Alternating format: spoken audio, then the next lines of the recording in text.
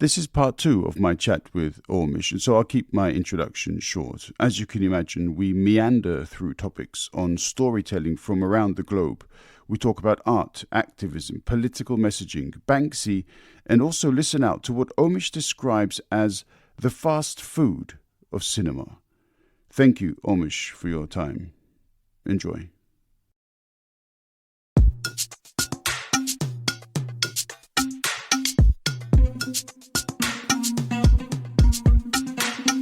Dung weche pek kod welo mabiro etu under mic. Dung parodit kod jok mawuoye etu under mic. Seche tin sud buta wawinji etu under mic. Wala wachokre wabed piny biwawinje ero chako Dung omit ndi and a mic. Podcast makende. I want to come on to talking about one or two of the other docu-movies that you sent me, but just on the point that you make, when I grew up on American and British TV and cinema, and when I see things produced nowadays, like you got the Marvel Cinematic Universe and so on, it is so repetitive. It's so one-sided in many ways. Okay, yeah, in the Marvel universe there was the Black Panther, and that gave a slightly different perspective, but it was still an Americanized perspective from a different area. Yep. And what we need to do is see different perspectives and allow those different perspectives to come through. And so when I saw this article by Julia Asante about African cinema, about how it has developed, about how it needs to develop further with funds and with faith from within. Did he mention Ousmane Sambene? Sorry, which one? Did he mention the name Ousmane Sambene in his article? This I'll have to quickly go through. It doesn't jump out to me. No, go on. Tell me, please. He's considered like the grandfather of African cinema. Okay. Oh, no, actually, there are a lot of people that don't know about Ousmane Sambene and his impact, mainly because he comes out of Francophone Africa quite early after African countries gain independence. And at that time, the Anglophone African world and the Francophone African world are very separated by language and by colonial connection. So the universities are not talking. We are not showing their media. They are not showing ours. It's all in French. We can't understand anything. They are black like us, but they're completely cut off.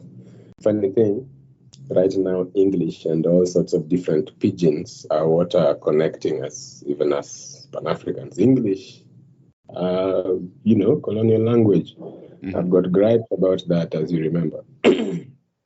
But yeah, so I feel like Ousmane Sambene, he is to African film what people like Hitchcock were to Hollywood. These early figures whose ways of depicting, in fact, in African literature, there's a book by Chinua Achebe called Things Fall Apart, which is considered a foundational text. Similarly, Ousmane Sambene, who also is a writer, made some of the foundational films that I would say, we call African. So I'm actually a big student of Ousmane Sambene, and I feel that he actually was on the edge of distilling a certain, I would call it an African film language, a language that is not of the West, of telling African stories. And it's something that a lot of African filmmakers, I think, have a touch of in their work. It's something I would like to crystallize as well. Mm-hmm. Yeah, and I really hope that it finds expression, because there's far too much. Whenever I speak with a friend of mine from Colombia and we talk about politics and so on, and he always laughs at me and says, "You're so Euro-centered, you're so Eurocentric, and the rest of the world exists too." Do you have access to African films right now? Do you have Netflix? I do, yes, yeah. Have you looked for African films on Netflix? I haven't, and this is one of the things I've recently been on more of a trip down trying to identify the history of racism in my where I grew up and in my area. But I've become familiar with the Black Book by Aditi Effiong, so I need to watch this as well and educate myself more on African cinema, I think. There's a film. I think it's still on Netflix right now, called Nairobi Half-Life. Okay. Yeah, I would say that's like it's the film every Kenyan would recommend to you as the quintessential Kenyan film to watch. A bit of an action thriller movie about the city and crime, and it's an interesting story of the city that I'll tell you about one day.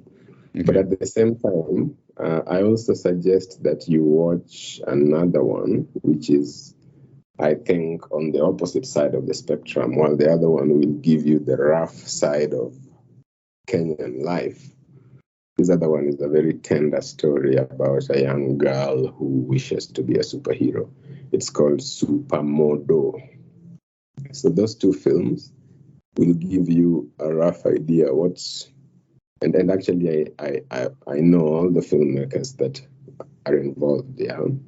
But they'll give you a rough idea just what I think the possibilities are with Kenyan film. I feel like personally I have very little respect for Hollywood, as we would say,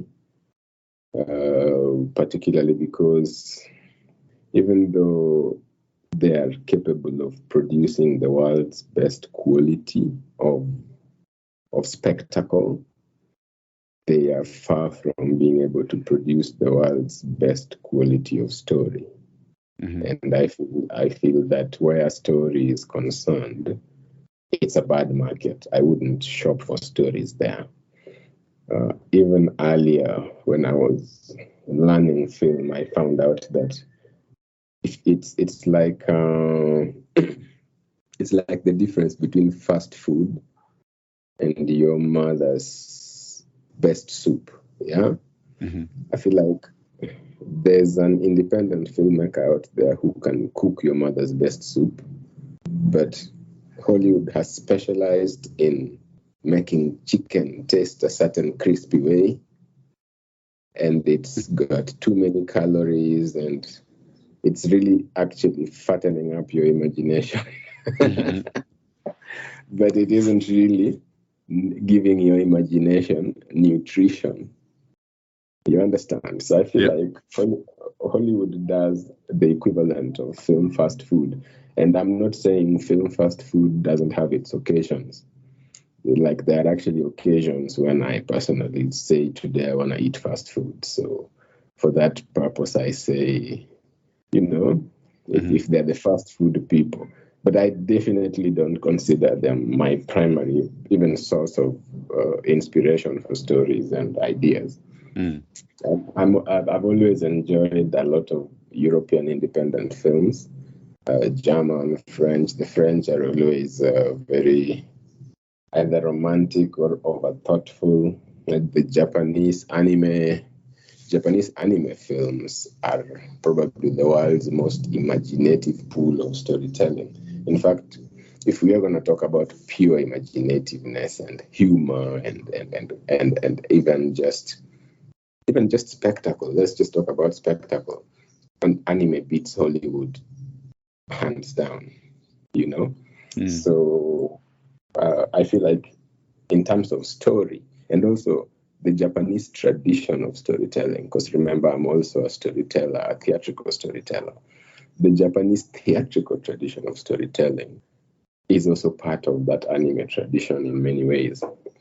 There are a lot of anime epic series that are based on traditional tales, yeah, and there are some that mimic the formats and borrow the characters. You understand? So Japan's anime culture is much more deeply woven with a very rich historical tradition, whereas Hollywood operates on the surface of picks and chooses. Actually, Hollywood attempts to distill from other cultural markets. It appropriates a lot of stories from elsewhere and attempts to do. It has actually appropriated a lot of anime stories, including one of my favorites, Ghost in the Shell, which it redid as a human version. I mean, I'll be honest, they did give it a good shot because they were primarily interested in replicating the visual effects. And like I said, they are very good at spectacle.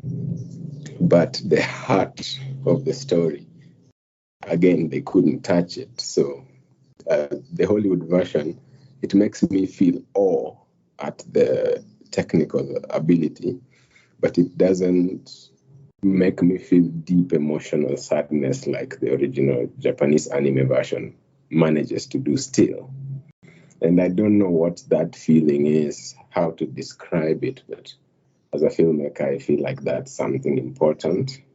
It's something that should have value in the market. Hollywood would definitely not love that because that would totally change their fortunes. And of course, Hollywood itself has stories where we were talking about racism, yeah? So, for example, look into the Scary Movie franchise. Do you know the Scary Movie 1, Scary Movie 2? Yeah, I've not watched it. It's not my kind of thing, but go on. Please tell me, though. Look into that franchise and into the people who created it and to the people who eventually ended up owning it. You shall find some very familiar monsters. Yeah. Okay. People who are known as monsters, but who you didn't know were monsters also in a business sense. So even Hollywood itself would probably be a much better market if the monsters within Hollywood weren't basically eating up other people's ideas and appropriating and taking away other people's copyrights. And so Hollywood has a problem also in itself.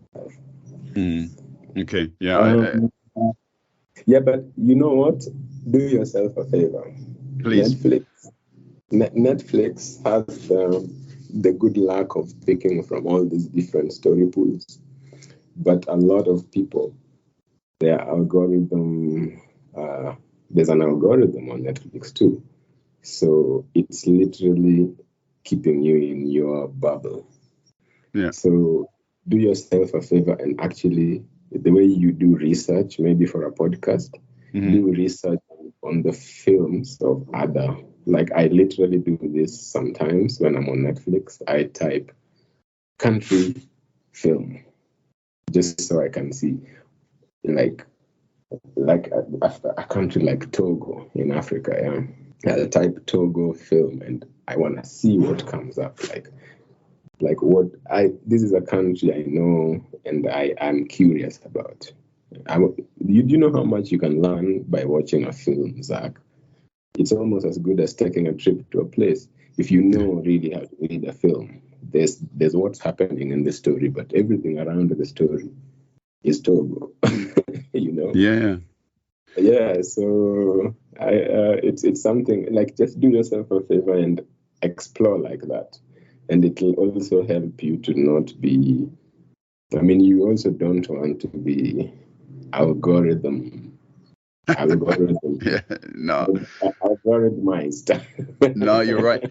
To be honest, a lot of these streaming platforms, they also produce things. Oh, here's one that you might like, and I've started to ignore them because they almost always get me wrong nowadays. They think I just want to watch one kind of thing, and I'm not really sure that their algorithm is based upon exactly what they think I want to watch, or if it's based on them plugging their newest episode of something. So yeah, you're right though. I really should, and I will do a lot more research into African movies. I do feel the need to hear different stories, and for the last couple of years I've been satisfied by hearing different stories through my podcast. So speaking to people such as yourself, there's a First Nations doctor, Dr. Borchardt, who's I've also spoken to on the podcast. So there are people that I try to get completely different perspectives from,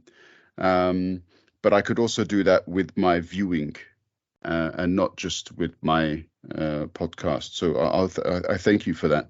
But I do want to speak at least a few minutes, if possible, about one of your other docu-movies, if possible, because even in our conversation today, we've spoken quite a lot about art.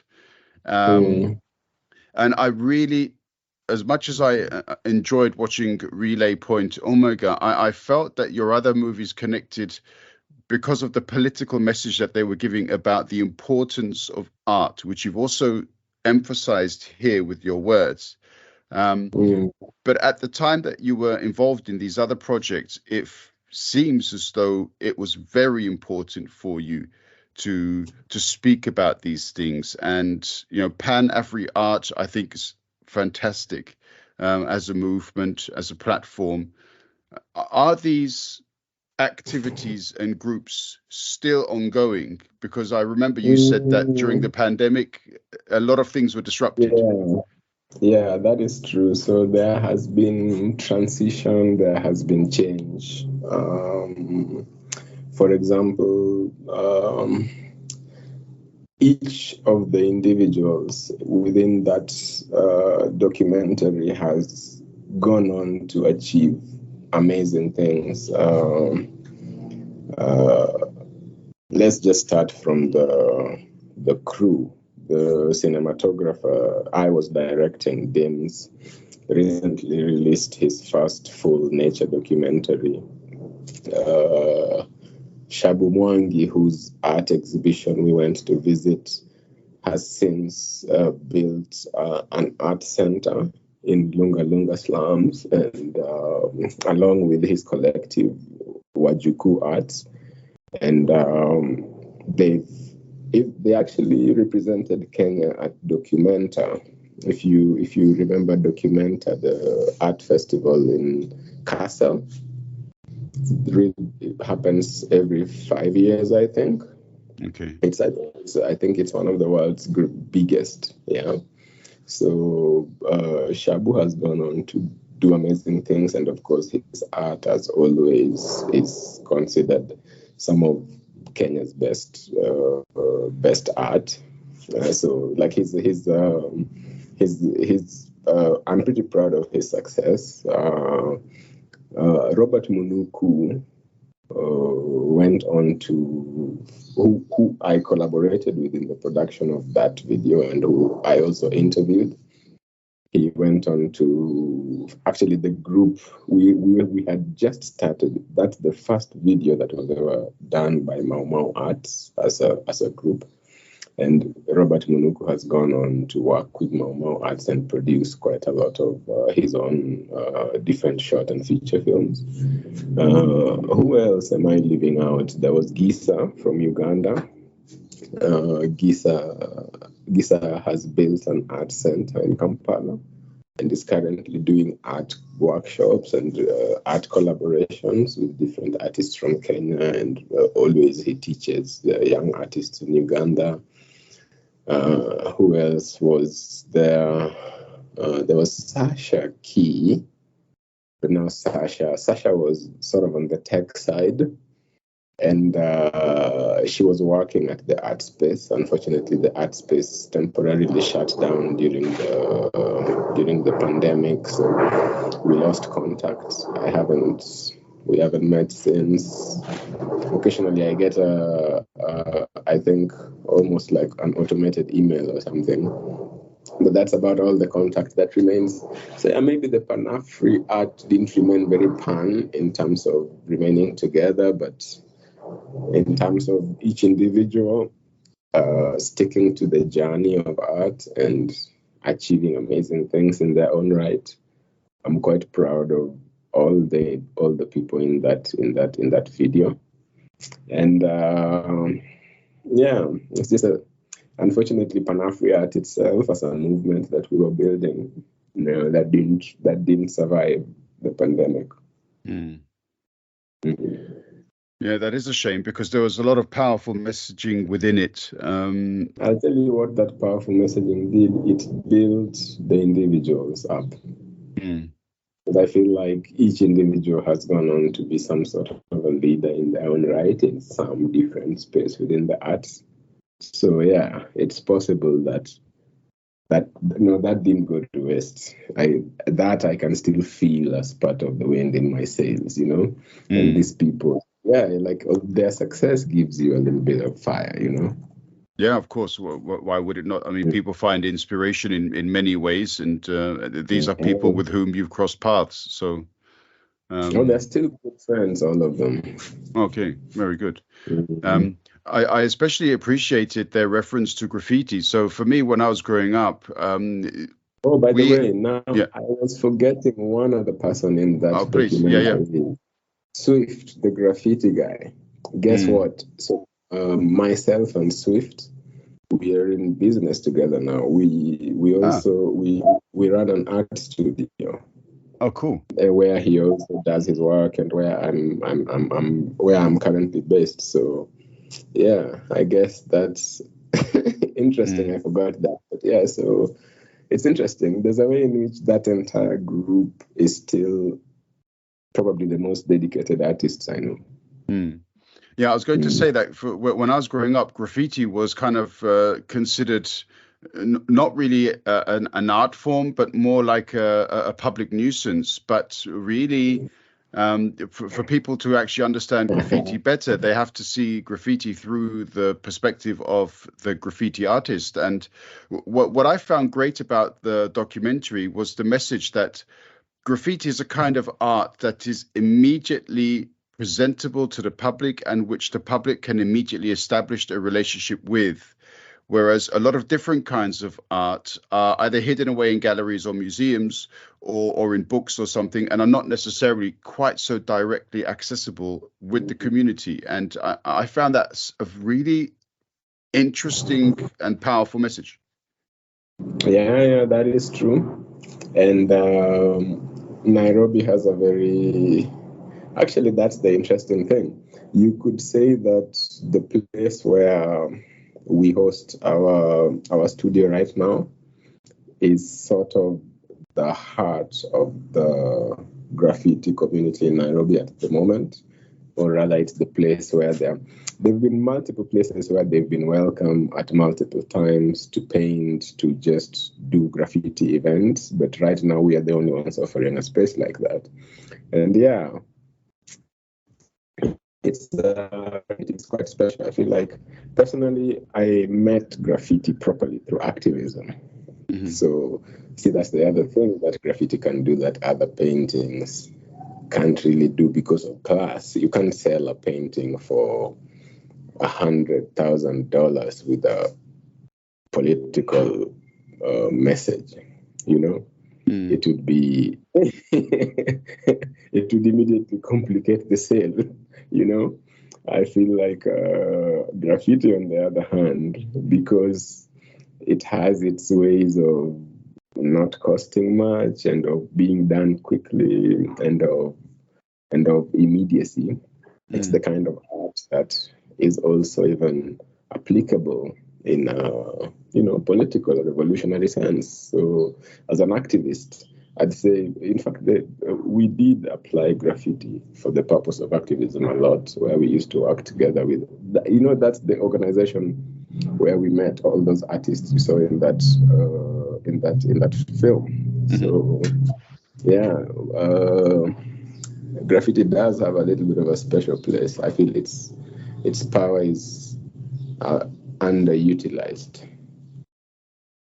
Yeah, indeed so. And people like me who from the slumber of ignorance with regards to the meaningfulness of graffiti art, slowly waking up to what it can actually represent and what it has represented for a long time, but that which I've been blind to.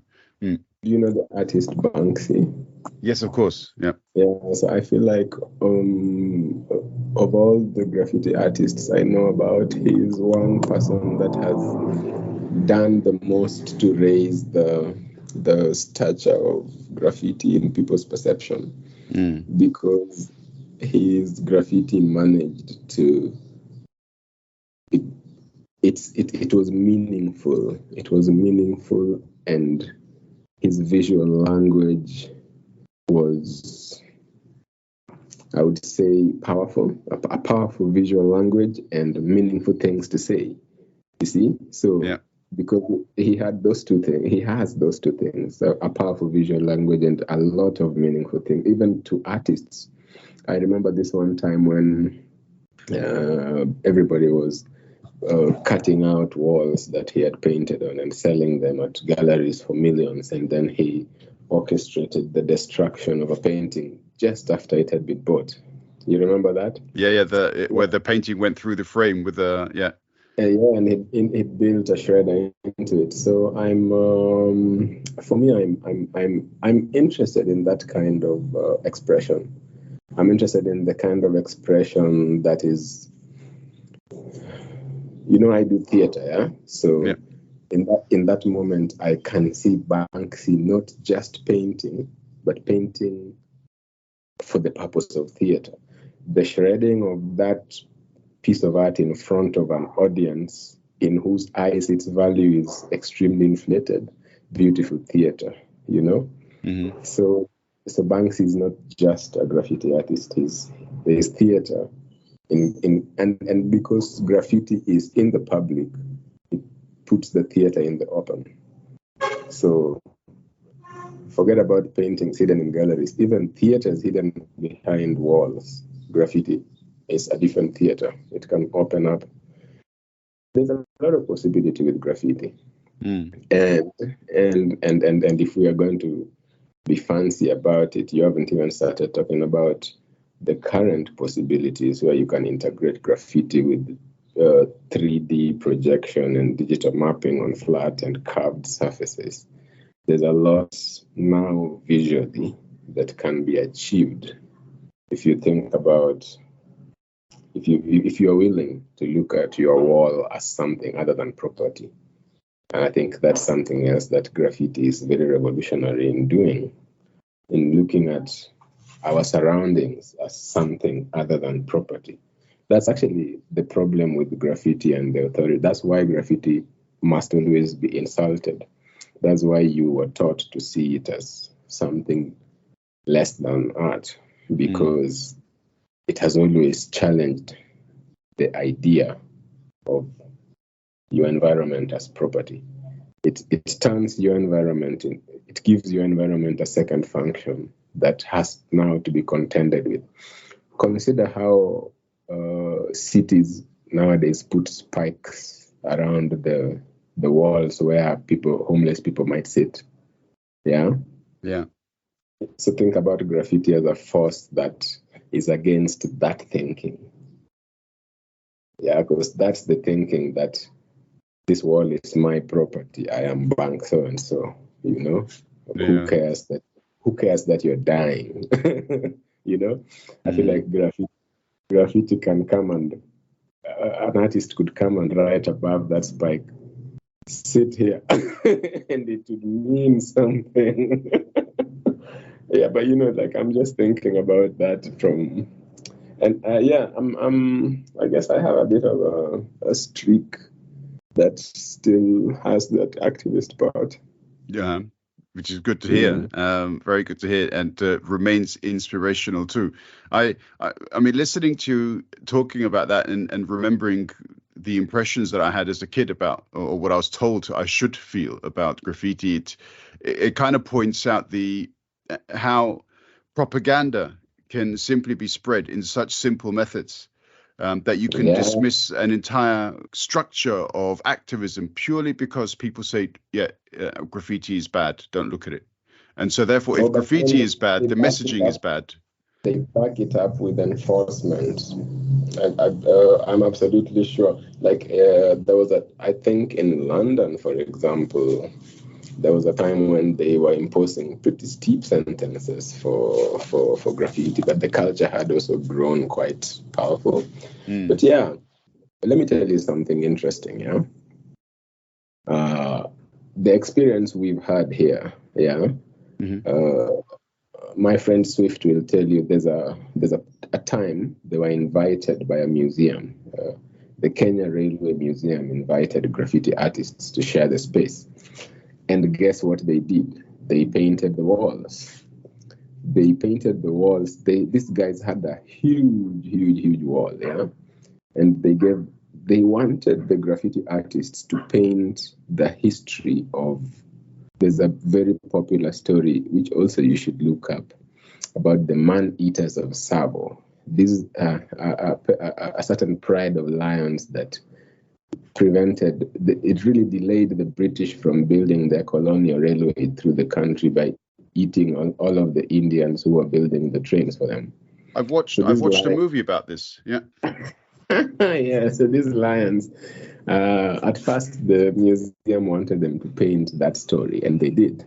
But then after that, they painted something else, and something else, and something else. And eventually, this is a museum that, not many people were interested in the trains. These are ancient colonial trains, not particularly good designs anyway, from the past, So they weren't getting very many visitors. But once the graffiti artists had painted all the walls of the railway museum, they started getting visitors coming to see street art. Now, the museum charges money at the gate, but it charges money for seeing the trains. When they realized guests were coming to see the artists and to buy art, do you know what they did? They insisted on charging everybody at the gate, even to see. Basically, it was almost as if I couldn't go there to see my friend and say hi. They wanted me to pay the full fee because they had realized that the money was on their walls. We had put money on their walls. But guess what they did? Now that it was on their walls, they actually kicked the artists out, and they remained selling that art. I can't even take my guests to see my friend's art there without paying, So I don't know. It's just there's a complicated relationship there. The value of the art can never be denied. It becomes, you put it on a wall, and after a few weeks, people are lining up to see it, and you want to rob me, So you can't deny it has value. You can't deny that I've given you something, yeah? However, you're powerful enough to actually, I don't remember what excuse they created. There was I remember, oh my God, it was even more disgusting. They were kicked out because there was a church next door, and the church complained that they were painting nudes on Sundays, like the people that the congregants, the congregants coming to pray were having to pass by, because they were on the first part and then the church was on the second part. So the congregants were complaining they had to look at the nudes on their way to church. These guys kicked the artists out. That's this country for you. That's actually, remember I told you that the status of artists here is not what it is in Europe. So yeah, if a church complains, that actually gets the art, like they got kicked out. And that was actually the previous place where they had walls to paint. So now the other place they can paint is our studio. So yeah, it's an interesting little graffiti story there for you. Yeah, and some deep hypocrisy too, because I'm not particularly familiar with a lot of Renaissance art, but if I do remember correctly, there was a lot of religious art which involved nudes, a lot of sexualized scenes, and so on, by some very famous artists, and that's that's exactly what the I church don't- wanted. I don't think the church here has any grasp of that kind of history. First of all, the churches that we are talking about, the government created this law that made it really easy to create a Pentecostal church. And a lot of crooked entrepreneurs have gone that way. And, you know, Okay. so these are not churches that have any kind of history or any kind of connection to history. These are just churches that are behind a charismatic preacher, a preacher who, when he grabs a microphone, he can make people feel something. I consider these people lost theater artists, some of them. Some of them truly are touched by the Spirit, but some of them should be in the theater. Yeah. Like, some of them found their way to the wrong stage, and their actions prove it after a while. Unfortunately, the abuse and misuse of other people's faith is prevalent in many countries. We see it a lot. Unfortunately, it's horrible. Yeah, Omish, we've I think I've got enough material here for 2 podcasts, to be honest, if not more. We digressed quite thoroughly today. We definitely have, but that's fine because it's led us into some really, really interesting topics. So I'm going to try to work out exactly how best to put them all together. But what remains a consistent point is how wonderful it is to have you come and speak with me. I had so many questions lined up for today's topic. Well, we haven't addressed many of them, so I'm hopeful that we'll do so at a future point. So I will definitely be in touch to try to find out when you'll be available. But yeah, thank you very much for taking the time. Thank you. It's been a pleasure, just like always. 2 and a mic.